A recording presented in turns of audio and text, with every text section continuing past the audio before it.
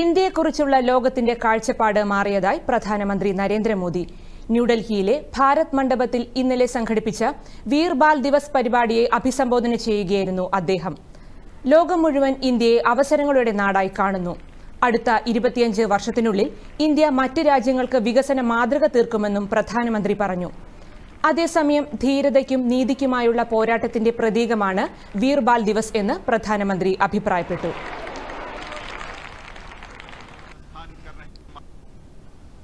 वीर बाल दिवस भारतीयता की रक्षा के लिए कुछ भी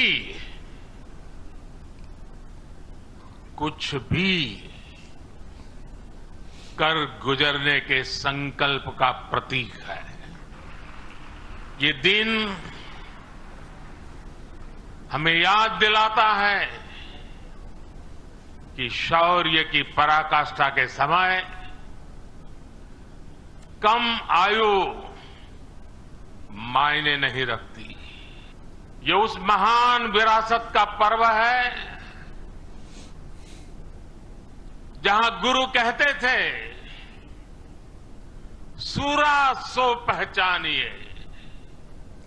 ഇന്നലെ ഗുരു ഗോവിന്ദ് സിംഗിന്റെ മക്കളായ ബാബ സൊരാവർ സിംഗിന്റെയും ബാബ ഫത്തേ സിംഗിന്റെയും രക്തസാക്ഷിത്വത്തെ അടയാളപ്പെടുത്തുന്ന ദിനമായിരുന്നു.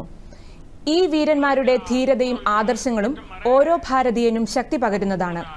അടിച്ചമർത്താൻ ശ്രമിക്കുന്നവരെ ആത്മാഭിമാനത്തോടെ നേരിട്ട ചരിത്രമാണ് ഈ ധീരന്മാരുടേത്.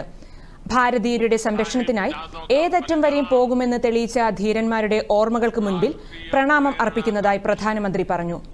ഭാരതീയരെ സംരക്ഷിക്കാൻ എന്തും ചെയ്യാനുള്ള നിശ്ചയദാർഢ്യത്തിന്റെ പ്രതീകം കൂടിയാണ് വീർ ബാൽ ദിവസ് എന്നും പ്രധാനമന്ത്രി വ്യക്തമാക്കി. ഡൽഹിയിലെ യുവാക്കളുടെ മാർച്ച് പാസ്റ്റും പ്രധാനമന്ത്രി ഫ്ളാഗ് ഓഫ് ചെയ്തു. കേന്ദ്രമന്ത്രി സ്മൃതി ഇറാനി ഉൾപ്പെടെയുള്ളവർ പരിപാടിയിൽ പങ്കെടുത്തു.